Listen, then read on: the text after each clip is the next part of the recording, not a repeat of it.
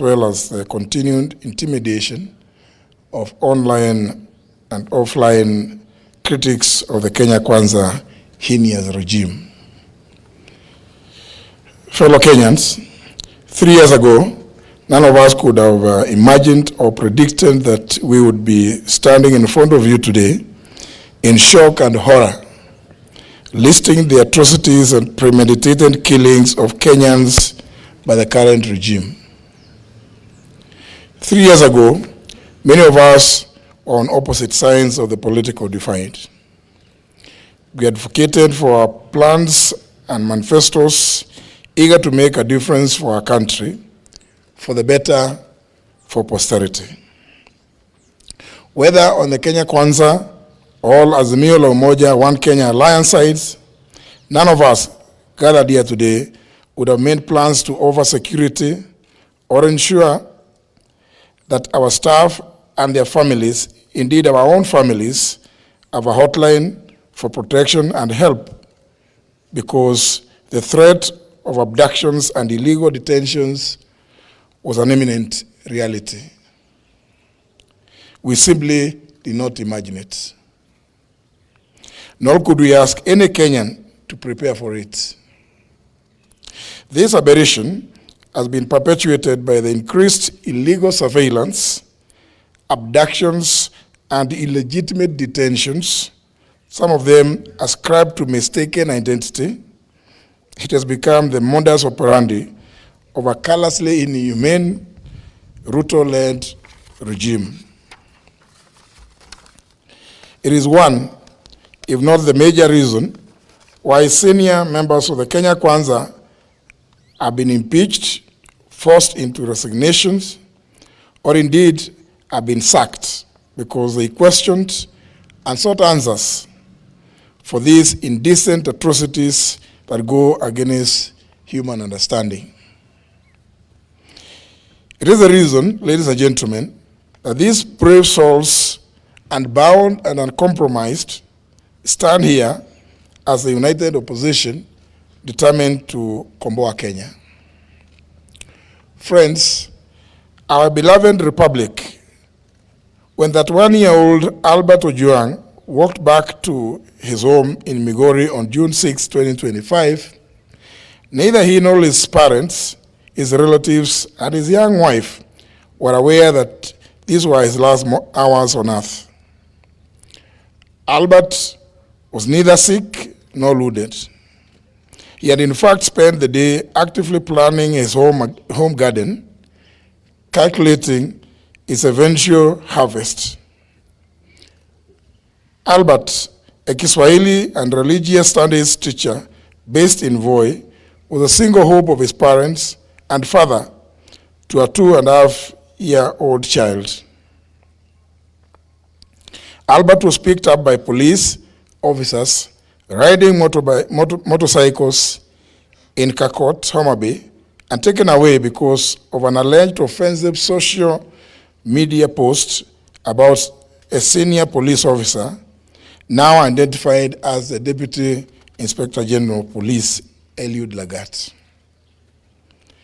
32 hours later, after the police who arrested Albert assured his parents that he was well and only needed a heavy overcoat because Nairobi was cold, Albert was dead.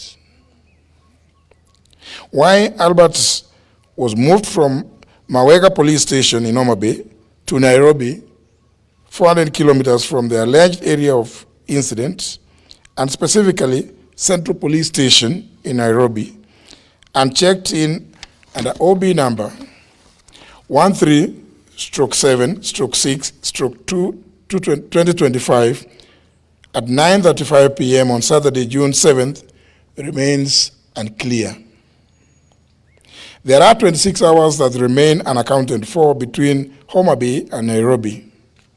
26 hours when a healthy man, having lunch with his young family, arrived, according to many sources, bleeding with serious injuries, 26 hours before being declared dead on arrival, allegedly at Bagathi Hospital, Nairobi, at 1:39 a.m.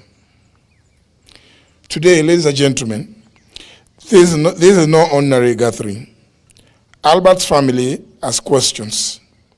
We too have questions. Kenyans have questions. And indeed, the international community has questions.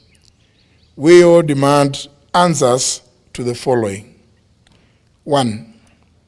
The Criminal Procedure Code, Chapter 75 of the Laws of Kenya, has clear procedures on arrests relating to cognizable offenses.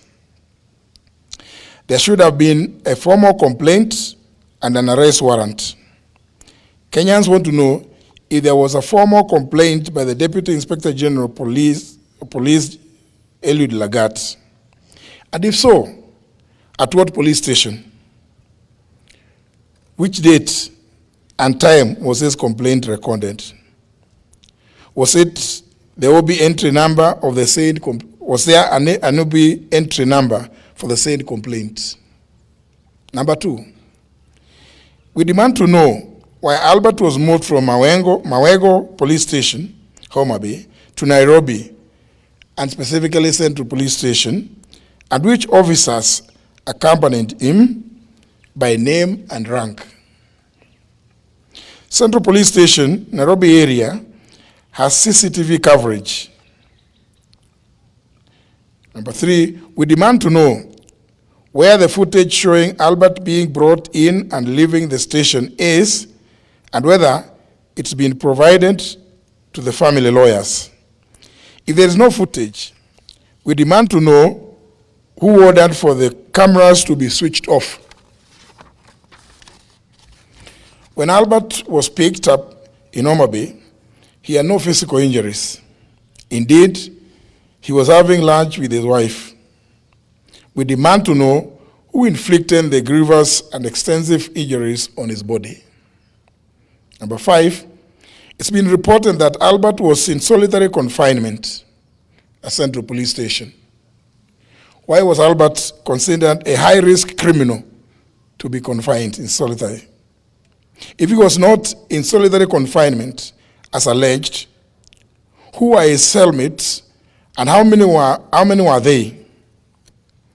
We therefore demand to know that demand to be shown the cell register to show whether he was with other inmates or he was in solitary confinement. Number 6,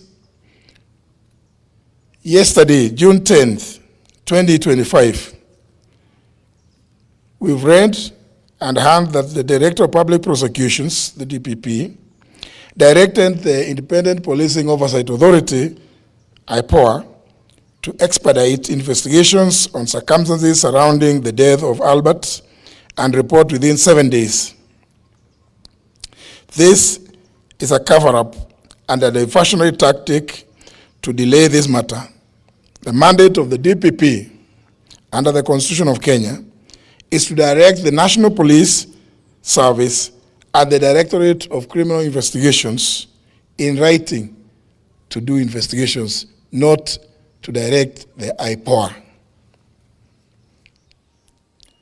The postmortem on Albert is clear, and all Kenyans have formed this opinion. He was murdered. In light of the foregoing, we are calling not just for the resignation, but for the arrest and arraignment in court of the Deputy Inspector General of Police, Eliud Lagat, within 24 hours from the issuance of this statement. We similarly demand that the junior officers currently being persecuted be given witness protection with immediate effect. Their lives, obviously, are in danger because they know the truth. We applaud the courageous Kenyans who have kept vigil at Vigilance House, and encourage them to maintain the pressure until this is achieved. We are also aware that Safaricom is complicit and indeed a facilitator in the tracing and abduction of Kenyans who have either ended up dead or maimed in the hands of police like Albert or Juang. We want to issue a direct warning that this amounts to aiding and abetting in the commission of these crimes against humanity, for which Kenyans will hold Safaricom responsible and either take appropriate legal action or boycott their services. Finally, ladies and gentlemen, due to the persistent targeting, kidnapping and abductions, intimidation, and love arrests and murder of young people by this heinous and degenerate regime led by William Ruto, we reiterate our call for the June 25th to be a people's public holiday, a day of memorial in honor of all Kenyans who have lost their lives under this regime. Thank you. God bless Kenya. I think it's a very clear statement.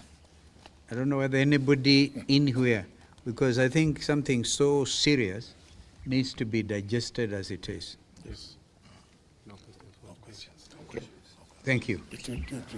Maybe, but anyway, it's okay. Anyway, clear.